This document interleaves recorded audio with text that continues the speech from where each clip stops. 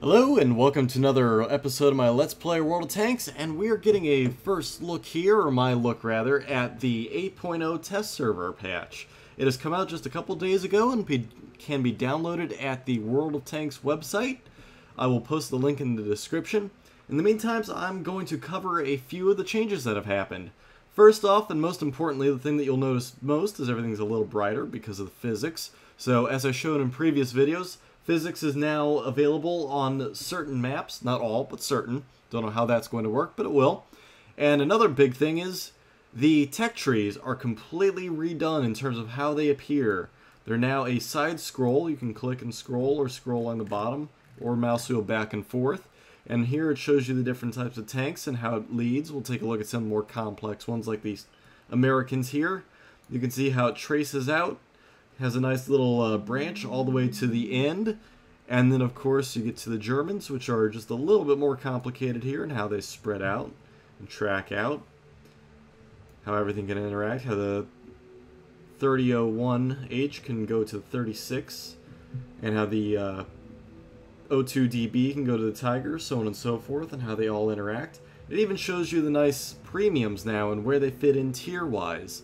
So this gives you a nice representation of where everything is on the board. It tells you how much you need for the next tank, what the cost is for the next tank, etc. So we're going to go ahead and flip to the Soviets here, and we're going to go into the next big thing for me, which is upgrading the SU-100 to the SU-100M. Alright, so from entering the individual tech tree here, you can see where I came from originally with the SU-85, and as to what I have here, which I can purchase and buy in mounts if I want, or I can go ahead and leave stuff that I already have on there, or I can go ahead and upgrade to the SU-100M. So, seeing as that's the next tank, I have to right click it and go to research, and I go ahead and research it, and there we go. Now we'll go ahead and buy that one from the store, and we will give it a run. The SU-100M. It is the same tier as the SU-152, but it differs in quite a few different aspects. For one, the SU-152 has much higher health and much higher damage per shot. But the SU-100M and the SU-152 both offer about the same reload, but the SU-100M features a higher penetration rate, better armor, a much faster speed, a quicker aim time, a tighter accuracy, and a view range of over 500. So, comparably, this tank, the 100, is a little better in terms of its penetration, but the accuracy and aim time make it a better sniper, where the 152 is a better close-range support tank. The SU-101 weighs in at the same tier as the ISU-152, where the ISU-152 features higher health and higher damage. The SU-101 has about the same aim time as the ISU-152, but the reload on the SU-101 is much faster versus the BL-10. The speed on this tank, along with the armor, is significantly better, and the traverse speed is near double that of the ISU-152. So if targets are quickly approaching your flank, you can much quicker turn to meet them.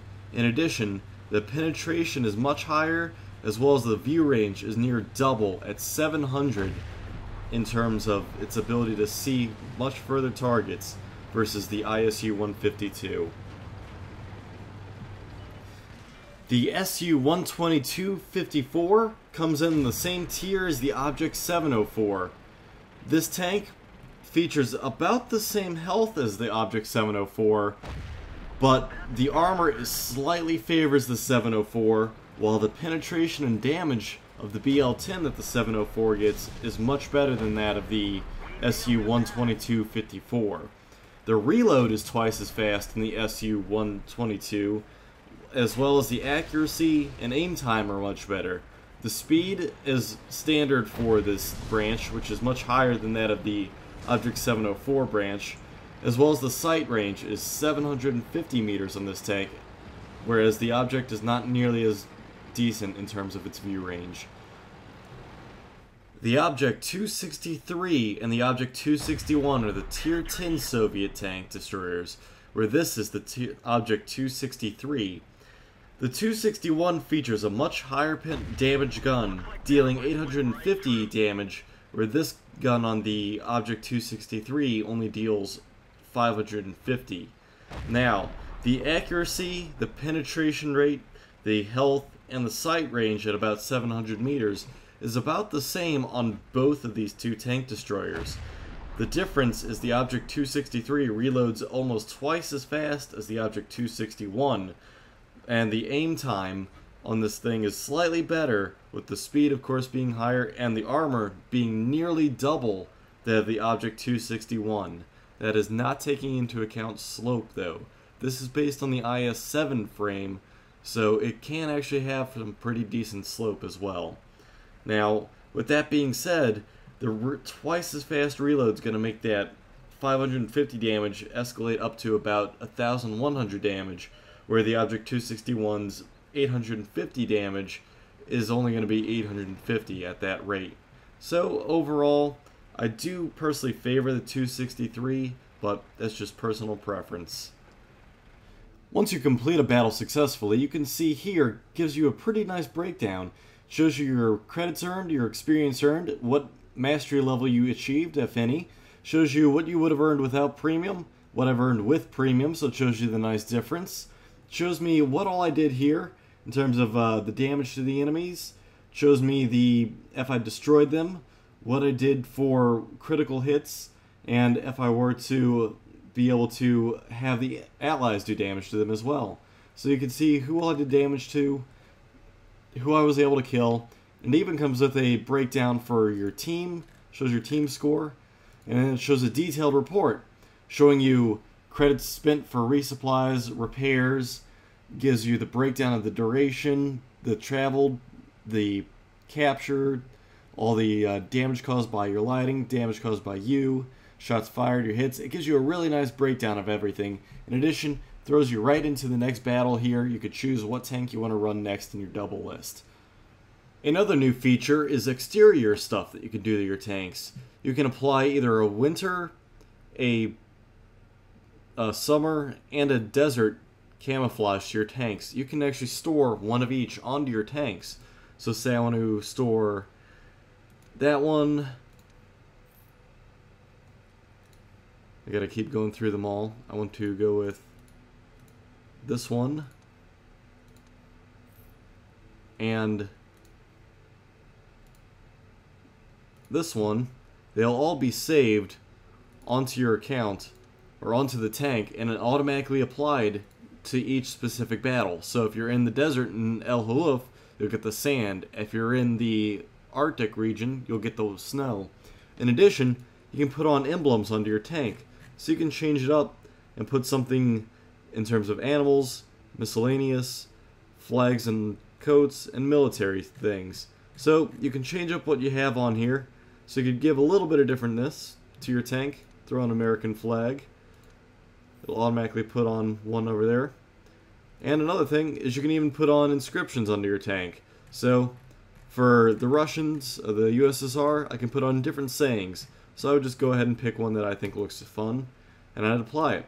There you go. That'll add a little more customization to your tank. Now, in addition to that, having camo applied to your tank actually adds 5% camouflage to your tanks. And so you will now have 5% additional camo skill by actually purchasing the camouflage.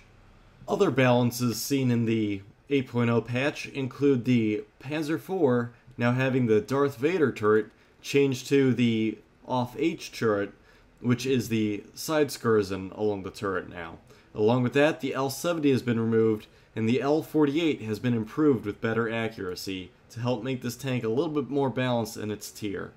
New graphics and audio are also part of this patch, including new gun sounds divided amongst 11 different calibers and muzzle brakes, suspension for 4 groups of vehicle types, surface and movements, and new sounds for sand, water, bridges, gravel, etc.